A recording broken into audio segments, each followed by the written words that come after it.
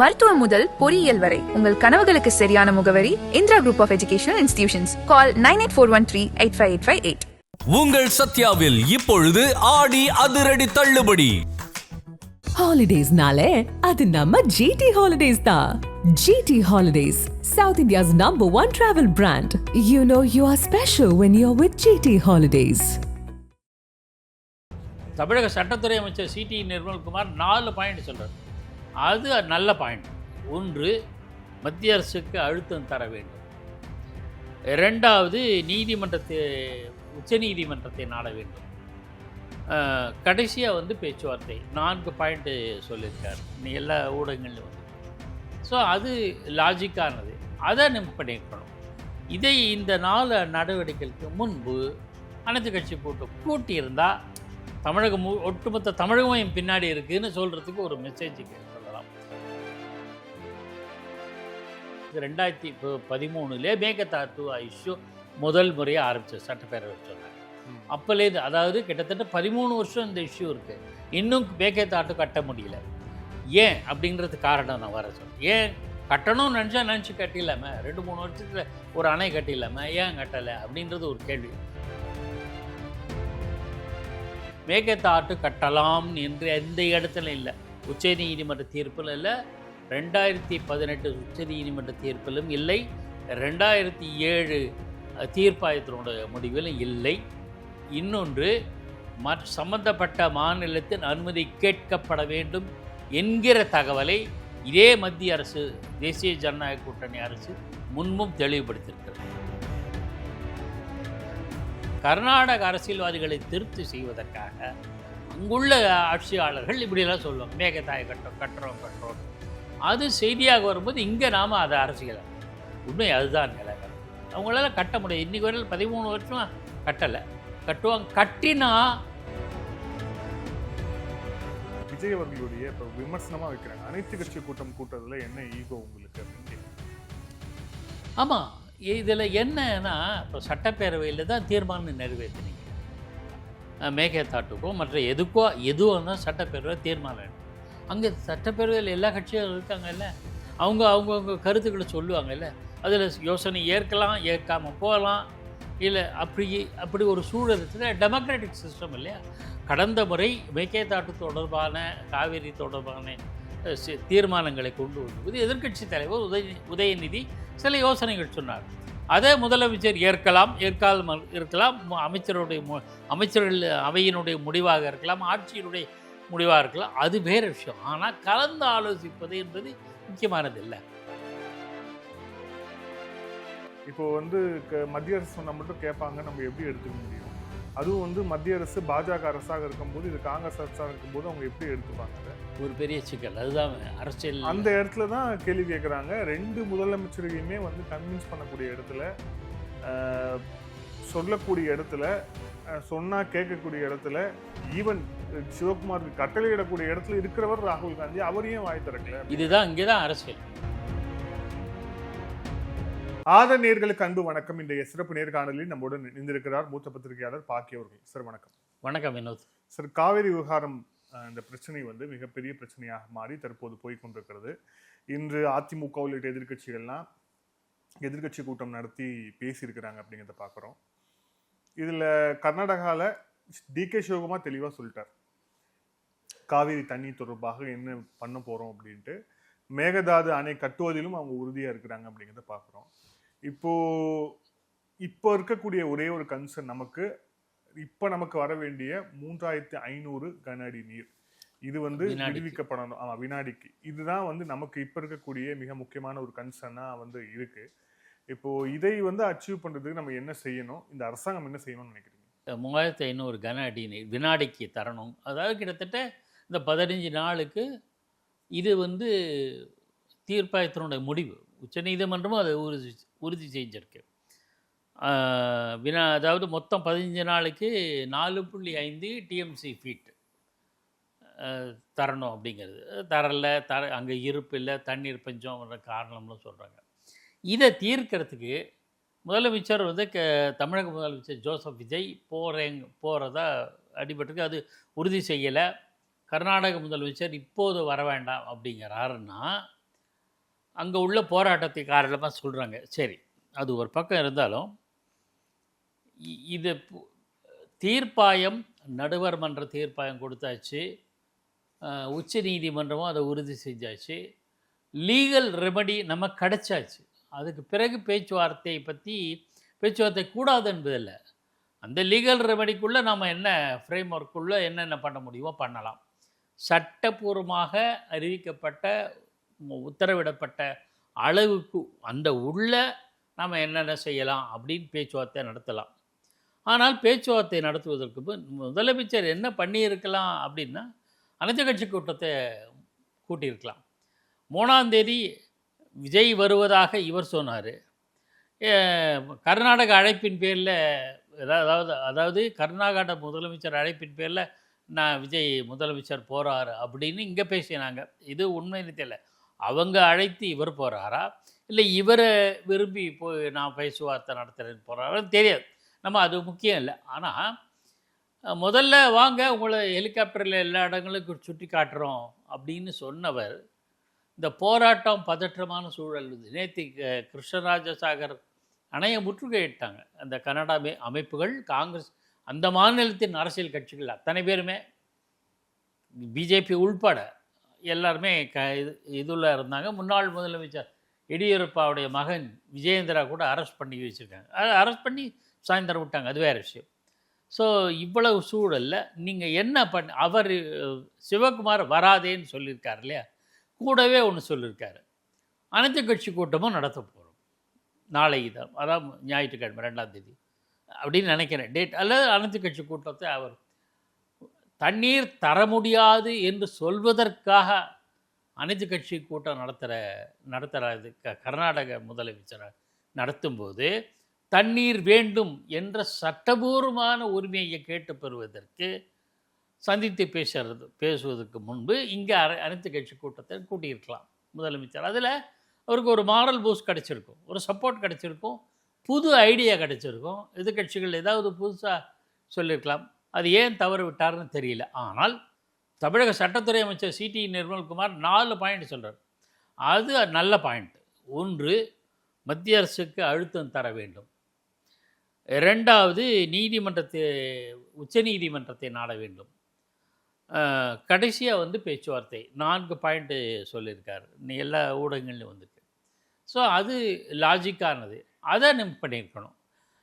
இந்த 4 நடவடிக்கைகளுக்கு முன்பு அனைத்து கட்சி கூட்டம் கூட்டியிருந்தால் தமிழகம் ஒட்டுமொத்த தமிழகம் என் பின்னாடி இருக்குதுன்னு சொல்கிறதுக்கு ஒரு மெசேஜுக்கு சொல்லலாம். இது ஒரு பக்கம்.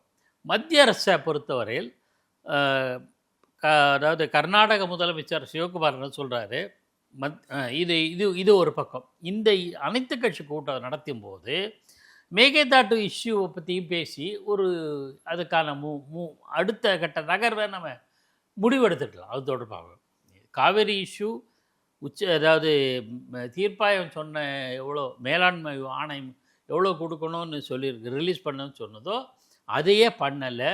ஜூலை குருவி சாகுபடிக்கு ஒன்றுமே பண்ண முடியாமல் ட்ரை ஆகிடுச்சு.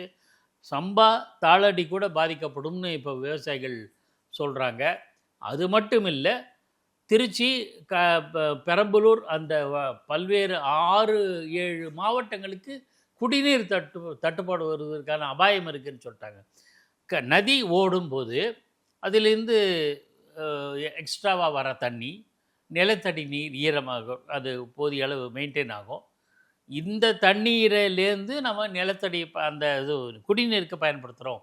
இங்கே ஆக்சுவலாக இந்த தண்ணீர் எல்லாமே காவேரி நீர் பாசனத்துக்கானது தான் மெயின்.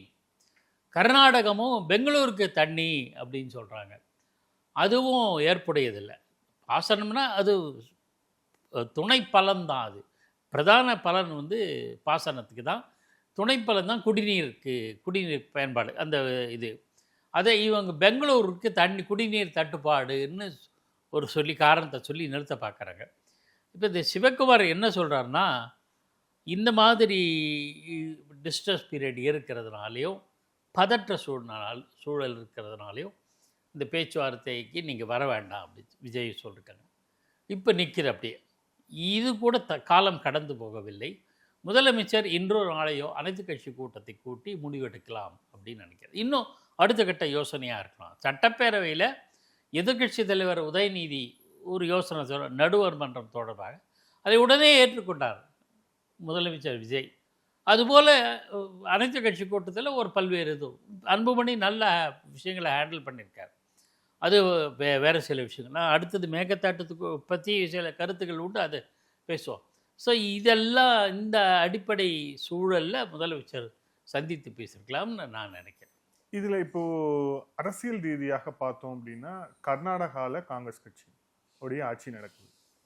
தமிழகத்தில் காங்கிரஸ் அங்கம் வைக்கக்கூடிய ஒரு கூட்டணி ஆட்சி தான் இங்கே நடக்குது. அப்படி இருக்கும்போது இதில் அதிகமாக ரெஸ்பான்சிபிள் யாருக்கு இருக்குது இந்த 2 பிரச்சனை தீர்க்கிறது அப்படின்னா காங்கிரஸுக்கு இருக்குது அப்படின்னு வந்து பொலிட்டிக்கலாக நம்மளால் வந்து சொல்ல முடியும். அப்படி இருக்கும்போது இன்றைக்கி நம்ம இதை பேசிகிட்டு இருக்கும்போது இன்றைக்கி சென்னையில் இருக்கிறார் காங்கிரஸுடைய தலைவர் ராகுல் காந்தி அவர்கள்.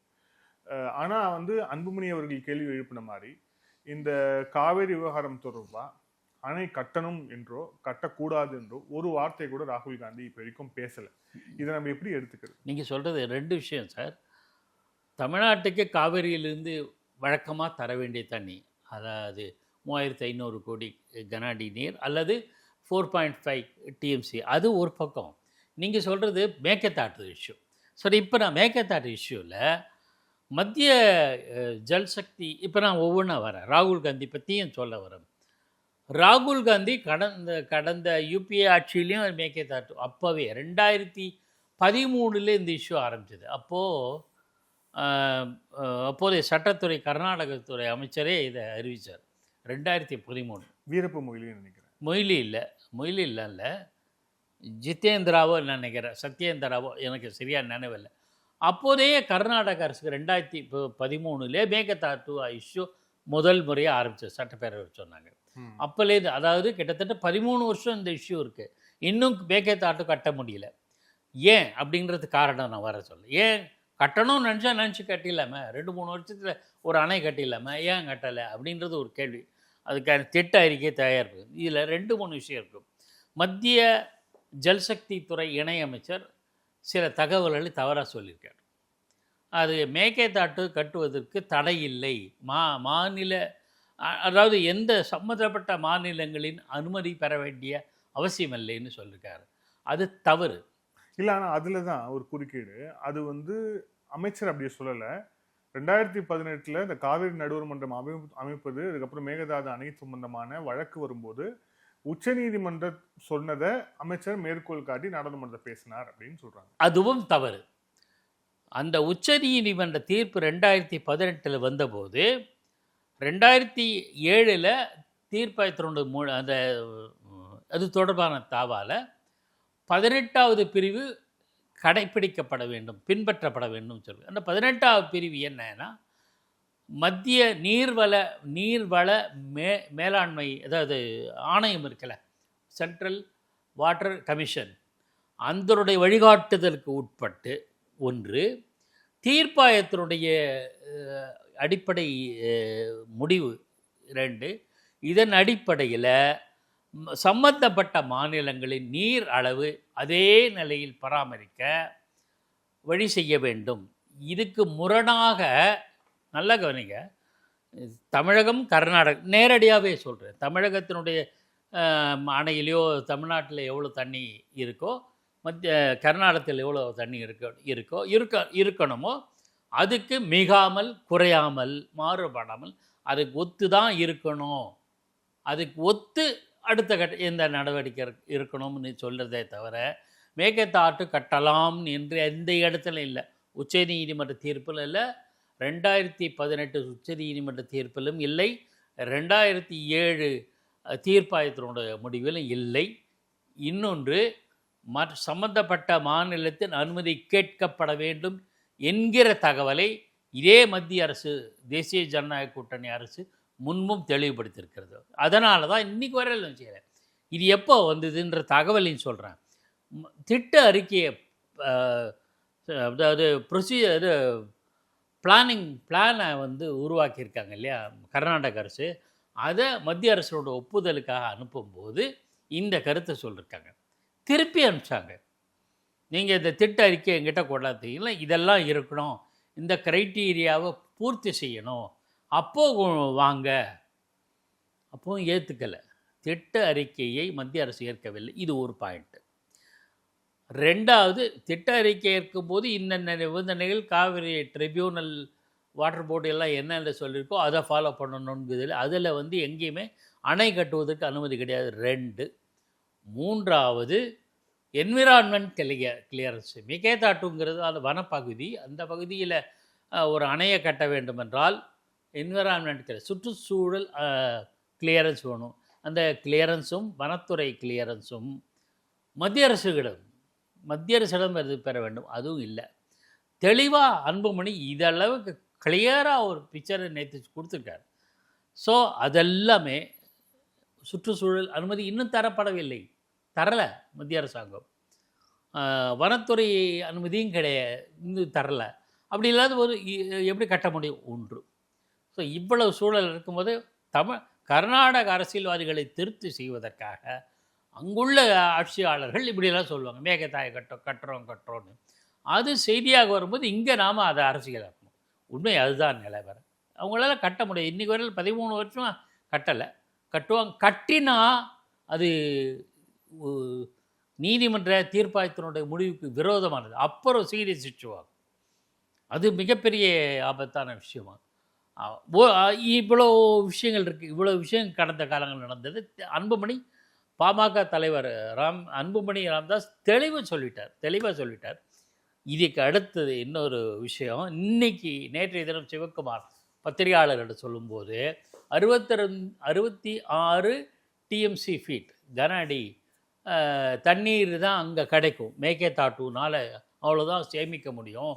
தமிழ்நாட்டுக்கு தான் நிறைய பலன் கிடைக்கும், எங்களுக்கு கிடையாது. இதுவே அணை கட்டினா எப்படி தமிழ்நாட்டுக்கு பலன் கிடைக்கும்?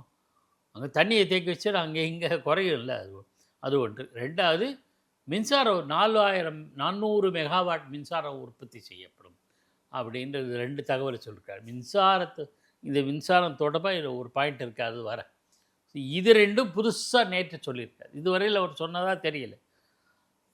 தமிழ்நாட்டுக்கு பலன் கிடைக்கும்னு சொல்கிறார். ஒரு பக்கம் தமிழ்நாட்டுக்கு பலன் கிடைக்கும்னு சொல்கிறாரு. இன்னொரு பக்கம் தமிழ்நாடு காவிரியிலேருந்து திறந்து விட்ட தண்ணியில் கிட்டத்தட்ட இவ்வளோ டிஎம்சி தண்ணி கடலில் வீணாக கலந்துன்னு சொல்கிறார். எந்த நதியுமே பயன்பாட்டுக்கு போக மீறி கடலில் தான் கலக்க வேண்டும். ஒரு குறிப்பிட்ட அளவு ஆற்று தண்ணி கடலில் கலப்பது மூலம் ஆற்றினுடைய டென்சிட்டி ஆஃப் இது இருக்கு இல்லையா, அதுவும் குறையணும், சமமாக இருக்கணும், பேலன்ஸ்டாக இருக்கணுங்கிறதுக்காக ஒரு கணிசமாக இது சூழல் வல்லுநருடைய பார்வை. அது ஒரு பக்கம் இருக்கட்டும். ஸோ எல்லா ஊர்கள், எல்லா நாட்டிலும் ஆற்று நீர் கடலில் கலக்கத்தான் செய்யும். புதுசாக இல்லை. தமிழ்நாடு வீணாக்கிடுச்சின்னு சொல்கிறாரு. அது தமிழ்நாடு வீணாக்குதா பயன்படுத்தா சொல்கிறதுக்கு அவருக்கு உரிமை கிடையாது. அந்த கமெண்ட்டே தவறானது. ஸோ இத்தகைய சூழலில் நம்ம என்ன சொல்லலாம், இது மாதிரி வல்லுநர்கள், நீரியல் வல்லுநர்கள், சுற்றுச்சூழல் வல்லுநர்கள், அதாவது சட்ட தொடர்பான வல்லுநர்கள், இது மாதிரி பல்வேறு தரப்பினரோட கலந்து ஆலோசித்து ஒரு அனைத்து கட்சி கூட்டம் நடத்தி அடுத்த கட்ட நகர்வை மேற்கொள்ளலாம். இன்றுள்ள சூழலில் பேச்சுவார்த்தை நடத்துவது தவறில்லை, அது ஒன்றும் பெரிய அரசியலாக்க வேண்டாம். ஆனால் பேச்சுவார்த்தைக்கு முன்பு ஒரு அனைத்து கட்சி கூட்டி இப்படி இருக்கோம் நாங்கள் அப்படின்ற மெசேஜ் சொல்லணும். எப்படி மேகதாட்டுவை பற்றி அவங்க அறிவித்து அவங்க கட்சிக்காரங்களை திருப்திப்படுத்தாங்களோ, இதில் அரசியல் தான். இதை அரசியலை விஜய் அரசு சரியாக கையாள வேண்டும் அப்படிங்கிறத நம்ம பார்க்குறோம். இதில் மிக முக்கியமாக மீண்டும் சொல்கிறது அப்படிங்கிறது, விஜய் அவர்களுடைய இப்போ விமர்சனமாக வைக்கிறாங்க, அனைத்து கட்சி கூட்டம் கூட்டுறதுல என்ன ஈகோ உங்களுக்கு அப்படின்னு கேட்குறாங்க. ஆமாம், இதில் என்னன்னா, இப்போ சட்டப்பேரவையில் தான் தீர்மானம் நிறைவேற்றினீங்க. மேகதாட்டுக்கும் மற்ற எதுவும் தான் சட்டப்பேரவை தீர்மானம். அங்கே சட்டப்பேரவையில் எல்லா கட்சியும் இருக்காங்கல்ல, அவங்கவுங்க கருத்துக்களை சொல்லுவாங்கல்ல, அதில் யோசனை ஏற்கலாம், ஏற்காமல் போகலாம். இல்லை அப்படி ஒரு சூழல் இருக்குது. டெமோக்ராட்டிக் சிஸ்டம் இல்லையா. கடந்த முறை மேகதாட்டு தொடர்பான, காவிரி தொடர்பான தீர்மானங்களை கொண்டு வந்தபோது எதிர்க்கட்சி தலைவர் உதயநிதி சில யோசனைகள் சொன்னார். அதை முதலமைச்சர் ஏற்காமல் இருக்கலாம், அமைச்சர்கள் அவையினுடைய முடிவாக இருக்கலாம், ஆட்சியினுடைய முடிவாக இருக்கலாம், அது வேறு விஷயம். ஆனால் கலந்து ஆலோசிப்பது என்பது முக்கியமானது இல்லை. அதுக்கு தான் நம்ம நீங்கள் பேசுவது தவறுன்னு கூட சொல்லலை. அது ஒரு பெரிய கலைஞர் கருணாநிதி பல பேருக்கு மறந்துட்டாங்க போல இருக்கு. கலைஞர் கருணாநிதி அவர்கள் அப்போது கர்நாடக முதலமைச்சராக இருந்த எஸ்.எம். கிருஷ்ணாவோடு பேசியிருக்கிறார். அதன் விளைவாகத்தான் சென்னையில் சர்வஜர் சிலை திறக்கப்பட்டது, பெங்களூரில் திருவள்ளூர் சிலை திறக்கப்பட்டது. ஜெகதீஷ் டைட்டர் முதலமைச்சராக இருக்கும்போது செல்வி ஜெயலலிதாமையார் பேசியிருக்காங்க. அப்போ பேச்சுவார்த்தைகள் உடன்படாததுனால கொஞ்சம் வேகமாக தமிழ்நாட்டினோட உரிமைக்காக குரல் எழுப்பிவிட்டு ஜெயலலிதாமையார் இங்கே வந்துட்டாங்க. அதனால் அந்த பேச்சுவார்த்தை பலன் இல்லை. ஆனால் சந்தித்து பேசியிருக்காங்க. தகவல் என்ன, தீர்ப்பாயம் அதை நடுவர் மன்றம் அமைப்பதற்கு முன்பு எம்ஜிஆர் பேசியிருக்கார். எம்ஜிஆர் சந்தித்து பேசியது என்பது வேறு. ஏன்னா எம்ஜிஆருக்கும் கர்நாடக முதலமைச்சராக இருந்த ராமகிருஷ்ண ரெட்டிக்கும் ஒரு நல்ல அண்டர்ஸ்டாண்டிங் உண்டு. எம்ஜிஆருக்கும் குண்ட்ராவ் அவருடைய ரசிகர், எம்ஜிஆருடைய ரசிகர் தான் திரைப்படங்கள் பொறுத்தவரை. அது ஒரு பக்கம் இருந்தாலும் குண்ட்ராவ் மேலே நல்ல நட்பும் உண்டு. இந்த சூழலை எம்ஜிஆர் பயன்படுத்தி கொண்டார். இது நடுவர் மன்றத்துக்கு முன்பு. நடுவர் மன்றம் அமைத்து தீர்ப்பு வழியாகி அது கெசட் நோட்டிஃபிகேஷன் முடிந்த பிறகு இதெல்லாம் நடந்திருக்கு. 3 முறை ஒரு முறை கலைஞர் கருணாநிதி சந்திச்சிருக்கார், ஒரு முறை ஜெயலலிதா சந்திச்சிருக்காங்க. கலைஞர் கருணாநிதி சந்தித்த போது அவருடைய காவிரி நீர் திறக்கப்பட்டது, பல்வேறு பிரச்சனைகளுக்கு ஒரு தீர்வு எட்டப்பட்டது. ஜெயலலிதா மேற்போது அவர் மறுத்து விட்டார் கர்நாடக முதலமைச்சர், அதெல்லாம் பிரச்சனை வந்தது. அதெல்லாம் ஒரு பக்கம். ஆக இப்போது சென்று சந்திப்பதில் ஒன்று தவறுன்னு இல்லை. இதை ஆலோசனை கலந்தால் அதில் ஓரளவு பலன் இருந்திருக்கலாம் அப்படிங்கிறத நம்ம பார்க்கணும். மத்திய அரசுக்கு இப்போ அனைத்து கட்சி கூட்டம் கூடி ஒரு தீர்மானம் பண்ணால் அதை மத்திய அரசுக்கிடமும் சொல்லி அழுத்தம் கொடுப்பதற்கு வாய்ப்பு இருக்குது. இப்போ பிரதான கேள்வி என்னென்னா, ராகுல் காந்தி இருக்கிறார். அதில் முக்கியம், ராகுல் காந்தியாக இருந்தாலும் வேறு எந்த தலைவராக இருந்தாலும் எந்த அளவுக்கு செய்கிறார்கள். இதுவரையில் ராகுல் காந்தி பிரதமராக இருந்ததில்லை. ஆனால் நரேந்திர மோடி அவர்கள் பிரதமராக இருந்திருக்கார், இந்திரா காந்தி அம்மையாக இருந்திருக்கார், ராஜீவ்காந்தி இருந்திருக்கார். இவங்கெல்லாம் இருந்தபோது எந்த அளவுக்கு அழுத்தம் தரப்பட்டதோ அதே அழுத்தம் தான் இப்போது தர வேண்டும். மத்திய அரசை சொல்லணும். மத்திய அரசை பொறுத்தவரை ஜல்சக்தி துறையில் இப்படியும் இல்லை. இன்னொன்று, சைலன்ட் ஸ்பெக்டேட்டராக தான் கர்நாடக அரசாங்கம் உச்சநீதிமன்றம் சொன்னாலே கேட்க மாட்டாங்க. இப்போ மத்திய அரசு சொன்னால் மட்டும் கேட்பாங்க. நம்ம எப்படி எடுத்துக்க முடியும்? அதுவும் மத்திய அரசு பாஜக அரசாக இருக்கும்போது, இது காங்கிரஸ் அரசாக இருக்கும்போது அவங்க எப்படி எடுத்துப்பாங்க? அதை ஒரு பெரிய சிக்கல். அதுதான் அரசியல். அந்த இடத்துல தான் கேள்வி கேட்குறாங்க. 2 முதலமைச்சரையுமே கன்வின்ஸ் பண்ணக்கூடிய இடத்துல, சொல்லக்கூடிய இடத்துல, சொன்னால் கேட்கக்கூடிய இடத்துல, ஈவன் சிவகுமாருக்கு கட்டளையிடக்கூடிய இடத்துல இருக்கிறவர் ராகுல் காந்தி. அவர் ஏன் வாய் திறக்கல? இதுதான் இங்கே தான் அரசியல். நீங்கள் ஒருவேளை இங்கே எடியூரப்பாவோ அல்லது அவர் குமார விஜயேந்திராவோ முதலமைச்சராக இருக்காருன்னு அசியூம் பண்ணிப்போம். அப்படி ஒரு சூழல் நரேந்திர மோடியோ மத்திய அமைச்சர்களோ மத்திய அரசாங்கமோ சொன்னால் கேட்டுருவாங்கன்னா, கர்நாடகம் கேட்காது. கர்நாடகத்தில் தேசிய பாஜக கட்சியோ ஜனதாதளமோ காங்கிரஸோ எந்த கட்சி இருந்தாலும் கேட்காது. இல்லை சார், அணை கட்டுறது கூட அப்புறம் தான் சார். அணை நீங்கள் கட்ட விடுங்க, கட்ட விடாமல் போங்க, அது தண்ணி திறந்து விடுறது கூட சொல்ல முடியாது ராகுல் காந்தியால். தட் இஸ் இல்லை, நீங்கள் திறந்து விடுங்கன்னு சொல்ல முடியாது. சொல்லணும். சொல்லி அந்த அளவுக்கு நம்ம அரசியல் பேசலாம் சார், காங்கிரஸ் கட்சியில் தான் இருக்குது, தமிழ்நாட்டு அமைச்சர்கள் கூட பேசலாம் அப்படின்ட்டு.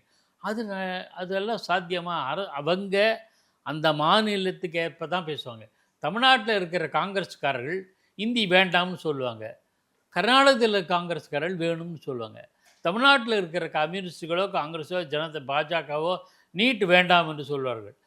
அண்டை மாநிலத்துக்கு போனால் அவங்க எஸ்ஐ சொல்லுவாங்க. இல்லை, ஆனால் இதெல்லாம் முரண், இதெல்லாம் அரசியல். இல்லை, இன்னொரு விஷயம் என்னன்னா, தமிழ்நாட்டில் கிட்டத்தட்ட காவேரியுடைய நீரை நம்பி 20 மாவட்டங்களுக்கு மேலே பாசனம் மற்றும் குடிநீர் வசதியாக காத்திருக்கு. 30 லட்சம் ஏக்கர் லேண்டு நம்ம விவசாய லேண்டு காவேரி நீரை நம்பி இருக்கு. அப்படிங்கிற போது ஒரு நாள் டிலே ஆக அந்த பாசனத்துக்கு எவ்வளோ பெரிய பாதிப்பு ஏற்படுங்கிறது விவசாயிகள் சொல்லிட்டே இருக்காங்க, டெய்லி போராட்டம் பண்ணிட்டு இருக்காங்க. இப்போ போய் உச்சநீதிமன்றத்தில் போய் நம்ம ஒரு வழக்குக்கு போய் நின்று அப்புறம் அது முடிவுக்கு எப்போ தண்ணி வர்றதுங்கிற ஒரு கேள்வி வராதா? இதை சிம்பிளாக நினச்சா ஒரு பேச்சுவார்த்தையிலையோ இல்லை ராகுல் காந்தி தலையிட்டோ இதை செய்ய முடியாதாங்கிறதான் கேட்குறாங்க கேள்வி. இல்லை, அது என்ன பிரச்சனை தெரியுமா? ஒரு தகவலை சொல்லி ஆகணும். வழக்கு போடுறது பிரச்சனை இல்லை, ஆனால் டிலே ஆகும், அதெல்லாம் கூட ஒரு பக்கம். அதுக்கு பிறகு ஒரு சூழல் வந்து பேச்சுவார்த்தை நடத்தலாம் என்கிற சூழல் வந்தால் வழக்கை அவர்கள் சுட்டி காட்டுவாங்க. கர்நாடகா இதே சம்பவம் தான் 1974 மைசூர் சமஸ்தானத்துக்கும் மதராஸ் மாகாணத்துக்கும் ஒருங்கிணைந்த ராஜதானி சென்னை மதராஸ் ராஜதானிக்கும் இடையிலான ஒப்பந்தம் 1974 காலாவதியாச்சு. அப்போது முதலமைச்சராக கலைஞர் கருணாநிதி இருந்தார், பிரதமராக இந்திரா காந்தி இருந்தாங்க. அப்போவே வழக்கு போகணும்னு முடிவெடுத்தவர் தான் கலைஞர் கருணாநிதி. நமக்கு தமிழ்நாட்டுக்கு தண்ணி வேணும். ஆனால் வழக்கு போட்டுட்டாரு, வழக்கு பதிவு செய்தார், வழக்கு இன்னும் தொடங்கலை. அந்த சமயத்தில் இந்திரா காந்தி அம்மார் நீங்களும் கர்நாடகம் பேசுங்க, பேசி இதுக்கு தீர்வு காணுங்க அப்படி சொல்லிட்டு ஒரு கருத்தை சொன்னாங்க. வழக்கு இருக்கும்போது பேச்சுவார்த்தைக்கு வரமாட்டாங்க. பாருங்கள், வழக்கு இருக்கும்போது நான் எப்படி பேசுறது? இது லாஜிக் தானே. அதனால் வழக்கை வித்ட்ரா பண்ணுங்கன்னு கர்நாடகம் சொல்லும். ஏன்னால் கர்நாடகத்துலேயும் காங்கிரஸ் ஆட்சி, வீரேந்திர பட்டேல் நினைக்கிறேன், எனக்கு சரியாக ஞாபகம் இல்லை. மத்தியிலும் பிரதமர் இந்திரா காந்தி காங்கிரஸ் கட்சி. ஸோ அவங்க சொன்னதுனால கலைஞர் கருணாநிதி வழக்கை வித்ட்ரா பண்ணார். ஆனால் வழக்கை வித்ட்ரா பண்ணும்போது திரும்ப பெறும்போது ஒரு நிபந்தனையோடு தான் பண்ணார். எந்த நேரத்திலும் வழக்கு தொடுப்போம் என்கிற கண்டிஷனில் தான் வித்ட்ரா பண்ணார். ஆனால் அவர் வந்து இப்போ பிரதமரை நம்பினார், எதிர்பார்த்தது நிறைவேறவில்லை. அதுதான் அந்த பிரச்சனை நீடிச்சு. ஸோ இப்போ வழக்கு போடுறது நல்லது இருக்கு, ஆனால் நீண்டு கொண்டே போகும், தீர்வே எட்ட முடியாது. ஏற்கனவே உத்தரவு பிறப்பிக்கப்பட்டது, அதை நிறைவேற்ற வேண்டும். எந்த லெவலில் போகணுங்கிறது, உத்தரவை சரியாக நிறைவேற்றாத கர்நாடக அரசுக்கு எதிராக நடவடிக்கை எடுக்க வேண்டும் என்கிற அளவு போகலாம். என்ன நடவடிக்கை? சிவகுமார் கைது செய்ய முடியுமா என்ன? இல்லை, பண்ணலாம். ஒரு ட்ரிபியூனல் தீர்ப்பை அதனால தான் கெசட் நோட்டிஃபிகேஷனில் கொண்டாந்தாங்க. அவங்க இப்போ அது ஹேபிச்சுவல் அஃபெண்டர்ஸாக இருக்காங்க, அவங்க எப்போவுமே மதிச்சது கிடையாது சார். அதுதான் பிரச்சனை. அஃபெண்டராக இருக்காங்கன்னா அவங்களுக்கு சாலிடாக அவங்க கட்சியில் இருக்குது, இதில் வந்து அரசியல் வேறு இருக்குது. ரெண்டாவது, இது எல்லாத்தோட மிக முக்கியமானது, மத்தியில் இந்த கர்நாடகத்தில் தேசிய கட்சியான ஒன்று பாஜக இல்லைன்னா காங்கிரஸ், ரெண்டு தான் இருக்கும். ரெண்டுமே மத்தியிலையும் ஆளுது. அதனால் தமிழ்நாட்டுக்கு சாதகமாக இருப்பதை விட இது அரசியல், கர்நாடகத்துக்கு சாதகமாக தான் நமக்கு எல்லாம் பலன் இருக்குது என்கிற பார்வை இருக்குது. அதனால தான் இந்திய எதிர்ப்பு காலத்திலேருந்து எல்லா காலத்திலுமே தேசிய கட்சியும் என்ன நினைக்கிறதுங்கிறது, அவங்க தேசிய கட்சி மட்டும் இல்லை, மாநில கட்சியாக இருந்தாலும். நேற்று ஒரு தகவல் கேள்விப்பட்டது, சரியாக தெரியாது எனக்கு, உறுதி செய்யப்படலை, இருந்தாலும் சொல்கிறேன். விடுதலை சிறுத்தைகள் கட்சிக்கு கர்நாடகத்தில் கிளை உண்டு, திமுக கிடையாது. அதிமுகவுக்கு வந்து புகழெழுதியிருக்காரு, அதிமுக உண்டு. அவங்க என்ன நிலைப்பாடுன்னு இதுவரை தெரியாது. ஆனால் அதாவது விடுதலை சிறுத்தைகளுடைய கர்நாடக கலையினர் காவிரி தண்ணீர் தமிழகத்தில் திறந்துவிடக்கூடாது என்ற நிலைப்பாட்டை எடுத்ததாக நான் கேள்விப்பட்டேன். அது உறுதியாக தெரியாது. அப்போ விசிகாவை இங்கே ஒரு நிலைப்பாடு அங்கே ஒரு நிலைப்பாடா இங்கே கேள்வி இருக்குது. அங்கே தான் அரசியல் வருது. இந்த அரசியலுக்கு முற்றுப்புள்ளி வைக்க வேண்டும். அதுக்கு பொலிட்டிக்கல் வில் தேவை, அரசியல் மன உறுதி தேவை. ஸோ அந்த வில் வந்து ராகுல் காந்திக்கு இருக்கா, மோடிக்கு இருக்கா, கர்நாடக முதலமைச்சர் சிவகுமாருக்கு இருக்கா, தமிழக முதலமைச்சருக்கு விஜய் இருக்கான்னு தெரியல. யாராவது துணிந்து முடிவெடுக்கணும். காமராஜர், உண்மையாக சொல்லட்டுமா, காமராஜர் நேருவனுடைய மத்திய அரசாங்கத்தோட கொள்கைக்கு விரோதமாக என்றைக்குமே செயல்பட்டதில்லை. அவர் தேசிய பார்வை உள்ளவர். அவர் சொல்கிறாரு, தமிழ்நாட்டில் ஹிந்தி படிக்க நான் கேள்விப்பட்டதான்னு சொல்லி, இது எங்கேயும் பதிவாகலை, அதை பற்றி இல்லை. ஹிந்தி அதே சமயத்தில் இங்கிலீஷ் எடுத்துட்டோம்னா அங்கே ஹிந்தி வந்து குந்திக்கும்னு இதையும் சொன்னார். அங்கே வந்து தமிழ்நாட்டு நாளிலையும் காமராஜர் பார்த்துருக்காரு. அப்போ சூழல் வேறு. நல்ல காலமாக அண்ணா அவர் சொன்னால் எல்லாரும் கேட்கக்கூடிய இடத்துல இருந்தாங்க. நிலையில் இதே காவேரி பிரச்சனையில் ஒரு தகவல் சொல்லி ஆகணும். இதே காவேரி பிரச்சனை, தமிழ்நாட்டுக்கு குடிநீர் தர வேண்டும் என்ற பிரச்சனையில் காமராஜருக்கும் நிஜலிங்கப்பாவுக்கும் நெருங்கிய தொடர்பு உண்டு. இவர் சொன்னால் அவர் கேட்பார், அண்டர்ஸ்டாண்ட் பண்ணிக்கூடிய சூழல் தான். அதான் இவர் தானே ஆல் இந்தியா காங்கிரஸ் லீடராகவே இவர் தானே இருந்தார்.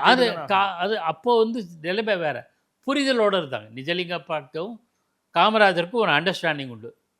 ஒரு சின்ன உதாரணம் சொல்லலாம், ஐஐடி மெட்ராஸ் சென்னையில் வந்தபோது இல்ல அதான் அந்த அண்டர்ஸ்டாண்டிங் வந்து ஏன் வந்து டிகே சிவகுமாருக்கும் இங்க இருக்க மாணிக்க தங்க தாகூருக்கும் அதை தான் பொலிட்டிக்கல் இல்லாத காரணம், அரசியல் மன உறுதிப்பாடு இல்லை. ஒரு தகவல், ஒரு சின்ன கார்ட்டூன் நான் உங்களுக்கு காட்டணும்னு நினைக்கிறேன். அதாவது காமராஜர் காலத்திலே கூட என்னன்னா, குடிநீர் தட்டுப்பாட்டுக்கு கர்நாடகம், கேரளா, ஆந்திரா மூணுமே கைவிரிச்சிச்சு. வேறு வழி இல்லாமல் இது ஒரு பழைய கார்ட்டூன் கோப்பில் உடைஞ்சது. கடல் நீரை குடிநீராக மாற்றலாம் என்கிற அமெரிக்க நிபுணர் யோசனைன்னு காமராஜர் கடலில் பார்த்துட்டு உட்காமாரு. இந்த ஒரு பழைய கார்ட்டூன் இது விகடனில் வந்து ஆனந்த விகடனில். ஸோ அந்த காலத்திலே, அவர் காலத்திலேயே, அப்போது தமிழ்நாட்டில் காமராஜர், கர்நாடகத்தில் நிஜலிங்கப்பா, மேலே நேரு எல்லாமே இருந்தபோது இது சூழல் இருக்கு அப்படிங்கிறதுக்கு இது இந்த கார்ட்டூன் காட்டுது. கடல் நீரை குடிநீராக என்ன சொல்லுங்க, அப்போ வந்து டால் லீடர்ஸ் இருக்கும் போதே பிரச்சனை இருந்தது. இப்போ எல்லாம் வந்து அரசியல் அந்த அளவுக்கு இல்லை, அரசியல் தான் பண்ணுறாங்க. அதனால் இப்போ ஒன்றும் பொலிட்டிக்கல் வில் தேவை, நீதிமன்றத்தை தவிர வேறு எதுவும் இப்போதைய சூழல் தீர்வு கிடையாது. அதுதான் பார்க்கணும். சூரியகாந்த் தான் வந்து தலையிடணும் திருப்பியும். உச்சநீதிமன்றம் அல்டிமேட். ஒரு தகவல் சொன்னார், இது போய் உயர்நீதிமன்றத்தை அணுகினாங்க அப்படி. இது எப்படி 2 ஸ்டேட்னோட டிஸ்பியூட் எப்படி உயர்நீதிமன்றம் அவங்க இன்னும் அணுகும், கர்நாடகா இன்னும் அணுகவும் இல்லை. இப்போ வரைக்கும் வந்துட்டு இருக்கக்கூடிய செய்தி வந்து அங்கே அணுகவே இல்லை, உச்சநீதிமன்றத்தை அணுகவே இல்லை. அவங்க நம்ம நீதிமன்றத்தை நேரடியாக அணுகலாம் அப்படிங்கிற ஒரு உயர்நீதிமன்றத்தை அணுகலாமான்னு கேட்குறாங்க. அதெல்லாம் ஒன்றும் கிடையாது. காஷ்மீர் பிரச்சனை கூட சென்னை உயர்நீதிமன்றத்தில் வழக்கு தொடுக்கலாம். அது சட்டத்துக்கு அந்த ஜூரிஸ்டிக்ஷன்லாம் கிடையாது. கோர்ட்டாக சொல்லிச்சுன்னா எங்களுக்கு நிறைய வேலை இருக்குது, நீங்கள் வேறு ஜூரிஸ்டிக்ஷன் பார்த்துக்கன்னு கோர்ட்டை சொல்லலாம். ஆனால் நாம் எப்படி வேணால் இப்போ வேறு மாநிலத்தை எந்த பிரச்சனை இருந்தால் கூட இங்கே அவர் போடலாம். ஆனால் இன்றைய சூழலில் உச்ச நீதிமன்றம் அந்த நீதிமன்றத்தை அணுகலாம்ன்றது தான் என்னோட பாரு. நன்றி சார், பல்வேறு கேள்விகள் வச்சு. Thank you sir, thank you so much. Aadhan தொலைக்காட்சிக்கு நெஞ்சார்ந்த நன்றி.